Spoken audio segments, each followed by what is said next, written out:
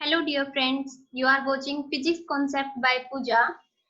आज हम क्लास +1 का चैप्टर 2 पढ़ेंगे जो कि है यूनिट्स एंड मेजरमेंट। आज का हमारा टॉपिक है स्क्रू गेज। तो सबसे पहले शुरू करते हैं। स्क्रू गेज जो इंस्ट्रूमेंट है वो क्या काम आता है। इसकी हेल्प से हम किसी भी ऑब्जेक्ट की लेंथ और डायमीटर को मेजर कर सकते हैं। जो आपका स्क्रू गेज है वो आपको डेसिमल के बाद 3 प्लेसेस तक एक्यूरेट वैल्यू देता है। इससे पहले हमने वर्नियर कैलिपर पढ़ा था। वर्नियर कैलिपर डेसिमल के बाद 2 प्लेसेस तक एक्यूरेट वैल्यू देता है, लेकिन स्क्रू गेज की हेल्प से हम डेसिमल के बाद 3 प्लेसेस तक एक्यूरेट वैल्यू ले सकते हैं। जनरली जो हम लैब में स्क्रू गेज यूज करते हैं उसका लिस्ट काउंट कितना होता है, 0.001 सेंटीमीटर। ठीक है, ये मिलीमीटर में भी हो सकता है, सेंटीमीटर में भी हो सकता है, ये डिपेंड करता है ठीक है इंस्ट्रूमेंट पर।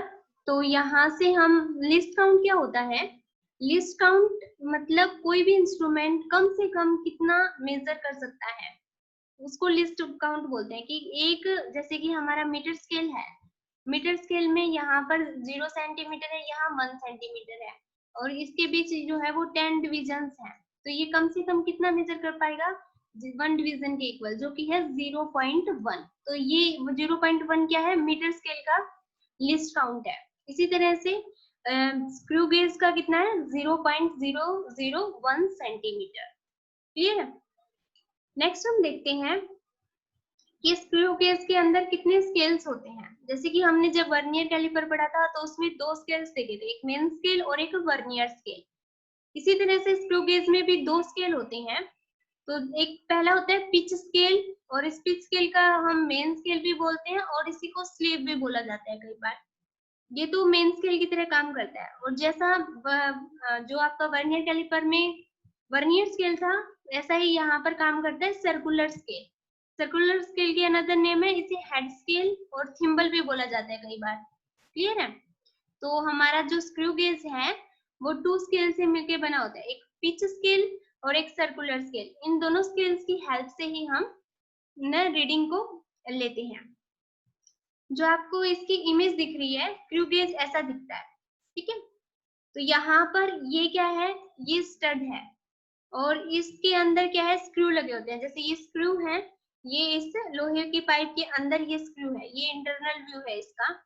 यहाँ पर जो आप स्केल देख रहे हैं ये है मेन स्केल, और ये इसके ऊपर जो ये स्केल है इसको बोलते हैं सर्कुलर स्केल।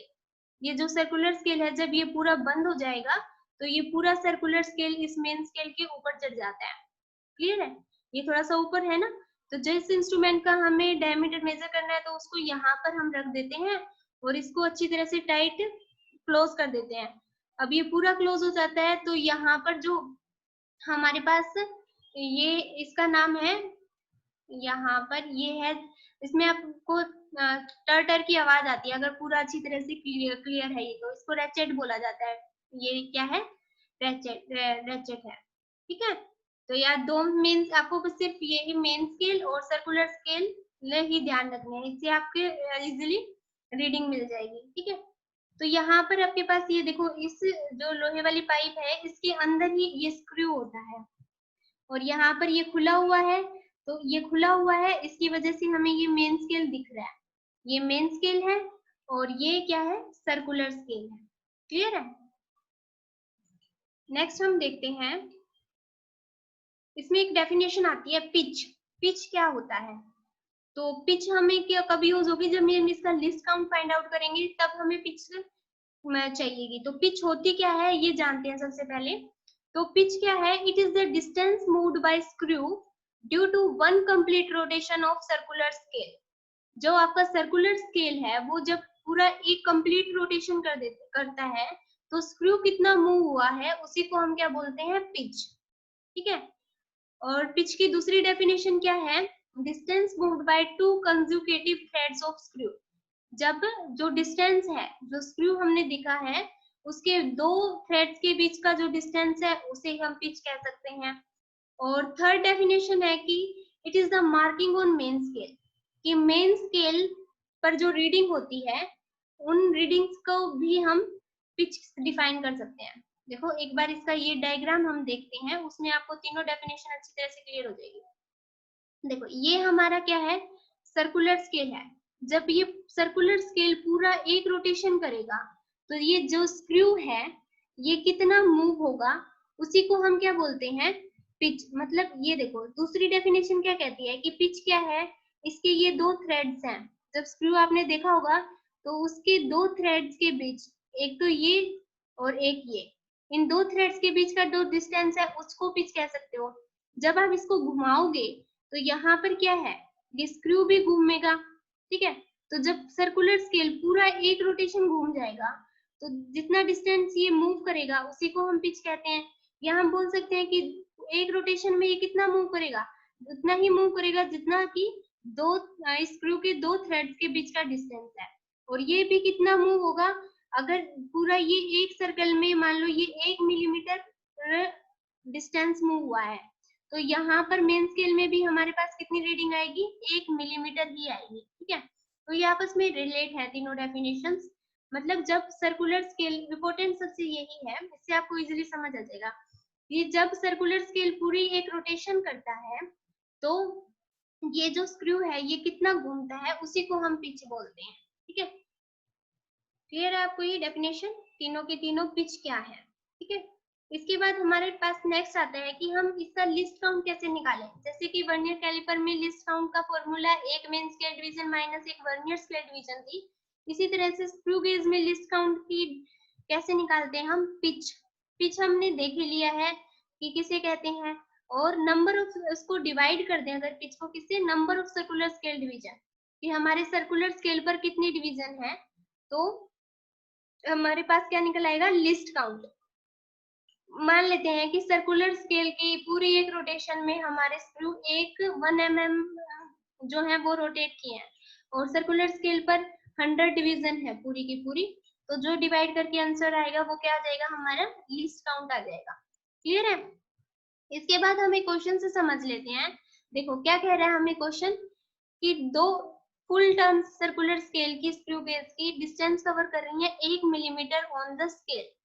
कि जो जब सर्कुलर स्केल पूरा दो रोटेशन कर रहा है तो दो रोटेशन में कितना मूव कर रहा है, हमारा 1 mm मूव कर रहा है स्क्रू, ठीक है। कितना मूव कर रहा है, 1 mm।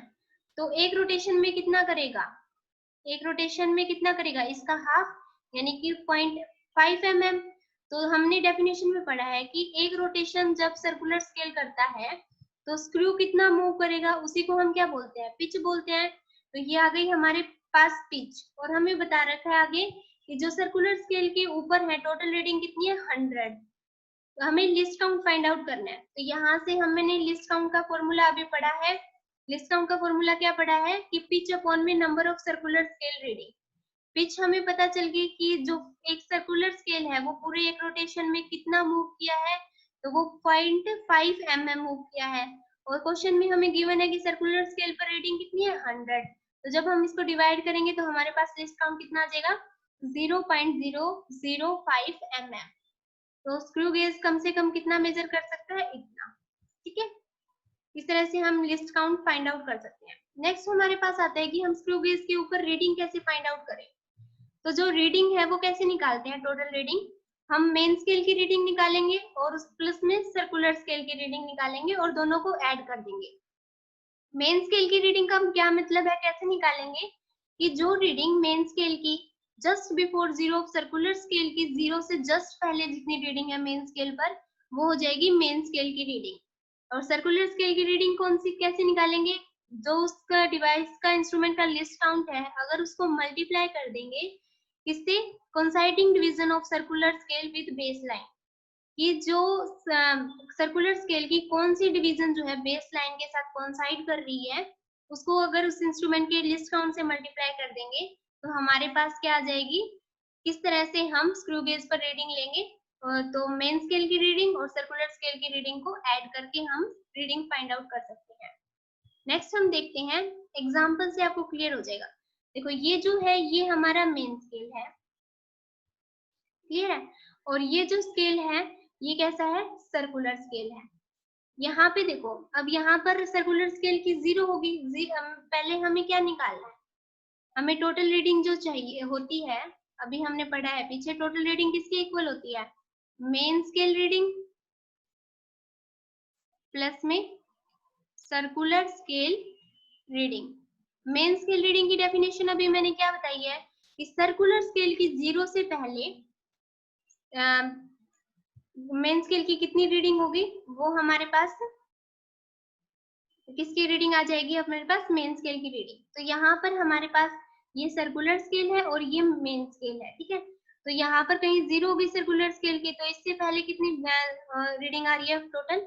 ये देखो यहाँ पे मान लेते हैं कि mm में है हमारा, तो मिलीमीटर में है मेन स्केल, तो 1 मिलीमीटर, 2 मिलीमीटर, 3 मिलीमीटर, ये तो 0 है मेन स्केल की, तो ये 1 मिलीमीटर, 2 मिलीमीटर, 3, 4 और ये 4.5, मतलब 4.5 तो हमारा क्या आ गई? मेन स्केल की रीडिंग आ गई, ठीक है।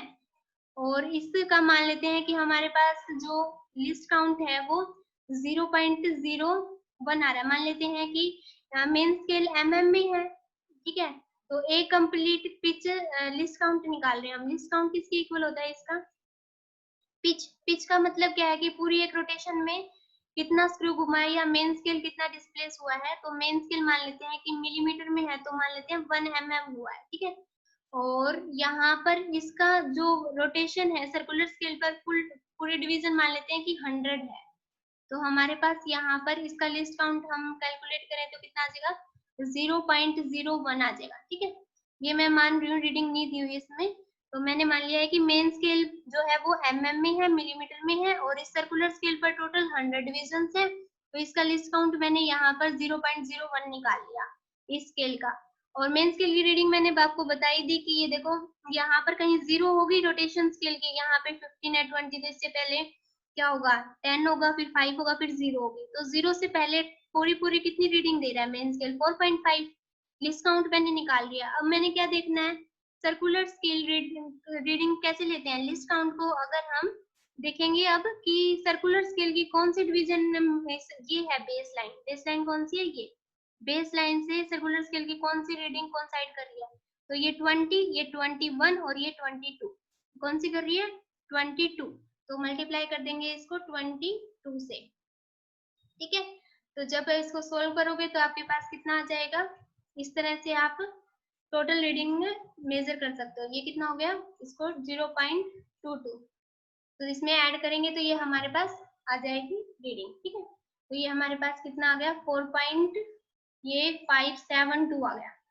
4 यहाँ पर इसमें 4.5 ऐड करेंगे तो कितना आ जाएगा?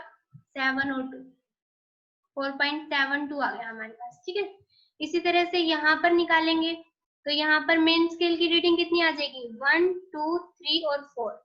ये मेन स्केल रीडिंग कितना है? 4। सर्कुलर स्केल की 0 से पहले कितनी रीडिंग है? पूरी 4। इसके बाद हम इसका लिस्ट काउंट हमें 0.01 ही दे रखा है। और सर्कुलर स्केल की रीडिंग जो है वो बेस लाइन से कौन सा जो डिवीजन है कौन साइड कर रही है? तो ये 21, ये 20 है, ये 21 और 22 कर रही है। तो ये इस तरह से हम इसका किसी का रीडिंग ले सकते हैं स्क्रू बेस के ऊपर, ठीक है। क्लियर है? नेक्स्ट हम देखते हैं कि जीरो एरर क्या होता है। अब जैसे कि वर्नियर कैलिपर में भी देखा था जीरो एरर होता है, तो ये स्क्रू बेस में जीरो एरर कब होगा? तो ये हम देखते हैं, if zero of circular scale की 0 कोइंसाइड नहीं कर रही है बेस लाइन के साथ, यानी कि मेन स्केल की 0 के साथ, तो इनिशियल कंडीशन में होगा ये बिफोर स्टार्टिंग मेजरमेंट्स, ठीक है। When spindle and stud touch each other, जब हम मतलब टोटली पूरा स्क्रू बेस को टाइटली बंद कर देंगे, ठीक है। स्पिंडल और स्टड, स्टड तो मैंने आपको बता दिया था, स्पिंडल और देख लीजिए, मतलब पूरा जब हमारा यहाँ पर हम देखो इसकी फिगर में देख लेते हैं, ये देख, तो यहाँ पे ये तो स्टड है और ये स्पिंडल है, ठीक है। ये स्टड है और ये स्पिंडल है। जब ये टोटली पूरा बंद हो जाएगा, ठीक है, अच्छी तरह बंद हो जाएगा ये, तब हम देख लेंगे कि जो सर्कुलर स्केल की 0 है और जो ये मेन स्केल की 0 है, ये अगर कोइंसाइड कर रही है तो कोई जीरो एरर नहीं है। अगर कोइंसाइड नहीं कर रही है तब जीरो एरर होगा इंस्ट्रूमेंट के अंदर। क्लियर है? तो अब हम देखते हैं ये हो गया हमारा, ये हमने देख लिया जीरो एरर के पढ़ रहे थे हम। तो यहाँ पर कब जीरो एरर होगा, जब सर्कुलर स्केल की जीरो जो है वो कोइंसाइड नहीं करेगी बेस लाइन की जीरो के साथ, ठीक है। और ये हम रीडिंग लेने से पहले पूरा टाइटली बंद करेंगे, उसी टाइम नोट देखेंगे कि इंस्ट्रूमेंट में एरर है या नहीं है। इसका मतलब अगर वो कोइंसाइड नहीं कर रही है तो एरर है स्क्रू बेस के अंदर, क्लियर है। कितने, अब हमारे पास आता है टाइप ऑफ एरर। तो दो तरह के एरर इसमें भी होते हैं वर्नियर कैलिपर की तरह ही, पॉजिटिव जीरो एरर और नेगेटिव जीरो एरर। तो अब हम देखते हैं कि पॉजिटिव जीरो एरर कब होगा। तो पॉजिटिव जीरो एरर कब कहेंगे हम, जब सर्कुलर स्केल की जीरो जो है वो बेस लाइन से क्या है, नीचे है, तब तो हमारे पास पॉजिटिव जीरो एरर होगा। और पॉजिटिव जीरो एरर को कैसे फाइंड आउट करेंगे हम, लिस्ट काउंट निकालना आपने सीख ही लिया है, और उसको अगर मल्टीप्लाई कर देंगे कि सर्कुलर स्केल की कौन सी जो है डिवीजन कोइंसाइड कर रही है बेस लाइन से, तो हमारे पास पॉजिटिव जीरो एरर हो जाएगा। और अगर हम क्या करेंगे, अगर हमारी करेक्ट रीडिंग लेनी है हमें, तो एरर को रिमूव करना पड़ेगा।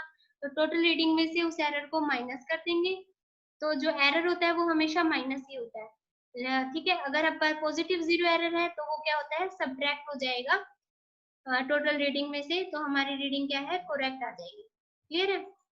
नेक्स्ट हम देखते हैं नेगेटिव जीरो एरर क्या होता है। तो नेगेटिव जीरो एरर, जब सर्कुलर स्केल की जीरो जो है वो बेस लाइन से ऊपर है, तब हम कहते हैं कि इंस्ट्रूमेंट में एरर कैसा है, नेगेटिव जीरो एरर है। नेगेटिव जीरो एरर कैसे फाइंड आउट करेंगे, उसी तरह से लिस्ट काउंट आपने निकालना सीख ही लिया है। सर्कुलर स्केल की कौन सी डिवीजन बेस लाइन से मैच कर रही है तो उससे मल्टीप्लाई करेंगे, तो आपके पास नेगेटिव जीरो एरर आ जाएगा। करेक्ट रीडिंग कैसे करोगे, रीडिंग में से एरर को माइनस कर दोगे। अब जो ये नेगेटिव एरर जीरो एरर होता है ये नेगेटिव आता है, कैसा आता है, नेगेटिव। तो ये नेगेटिव और नेगेटिव पॉजिटिव हो जाएगा, इसलिए जो आपका नेगेटिव जीरो एरर होगा वो आपकी एक्चुअल रीडिंग जो आएगी उसमें ऐड होता है, ठीक है। अब हम इसका फिगर देख लेते हैं, उसमें आपको क्लियर हो जाएगा। देखो यहाँ पर ये बेस लाइन है आपकी, यानी मेन स्केल की जीरो बोल सकते हैं, मेन स्केल की जीरो और सर्कुलर स्केल की जीरो कोइंसाइड है बिल्कुल। तो इसमें जब ऐसा इंस्ट्रूमेंट की कंडीशन होगी तो उसमें कोई एरर नहीं होगा। लेकिन जब फुली बंद करने के बाद, ये भी बंद करने के बाद ही हमने देखा है कोई भी ऑब्जेक्ट उसमें फंसाया नहीं है, उससे पहले रीडिंग लेने से पहले चेक किया कि पूरा बंद करके उसको, तो उसमें देखा है कि अगर कोइंसाइड करिए तो कोई एरर नहीं है। अगर इस तरह की कंडीशन है कि जो जीरो है सर्कुलर स्केल की, ये देखो ये सर्कुलर स्केल की जीरो है और ये बेस लाइन की जीरो, सर्कुलर स्केल की जीरो जो है बेस लाइन से क्या है, जीरो से नीचे है ना, नीचे है, बिलो है, तब कैसा एरर होगा, पॉजिटिव जीरो एरर, ठीक है। अब ये देखो, अब एक्चुअल सही रीडिंग लेनी है तो ये इसमें क्या करना पड़ेगा, ये हमारी पहले ही रीडिंग नोट हो चुकी है, तो एक्चुअल रीडिंग में से ये माइनस करनी पड़ेगी हमें, तभी करेक्ट रीडिंग आएगी।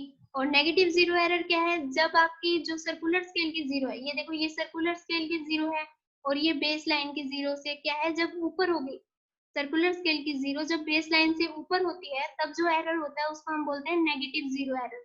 तो जब हम मेजरमेंट करेंगे ऑब्जेक्ट को डाल के, तो हमारी इतनी रीडिंग तो क्या है, ऑलरेडी क्या है, मेजर हो चुकी है, ठीक है। तो हमें क्या करना पड़ेगा, इसको ऐड करना पड़ेगा। इसको हमें क्या कि अब जो एरर आएगा वो नेगेटिव आएगा, तो हमें अगर एक्चुअल रीडिंग लेनी है तो उसको क्या करना पड़ेगा, ऐड करना पड़ेगा। तो ये क्या हो जाएगा हमारे पास, इस तरह का जब एरर है उसको बोलेंगे नेगेटिव जीरो एरर, क्लियर है। जब आपका बेस लाइन के साथ और सर्कुलर स्केल की जीरो दोनों कोइंसाइड कर रही है, मतलब एक ही लाइन में आ रही है, तब तो किसी प्रकार का एरर नहीं है इंस्ट्रूमेंट में। अगर वो नीचे है आपकी, तब पॉजिटिव एरर है, और ऊपर है जीरो, तब कैसा एरर है, नेगेटिव एरर है। तो ओके, आई होप आपको ये टॉपिक क्लियर हो गया होगा। Thanks for watching.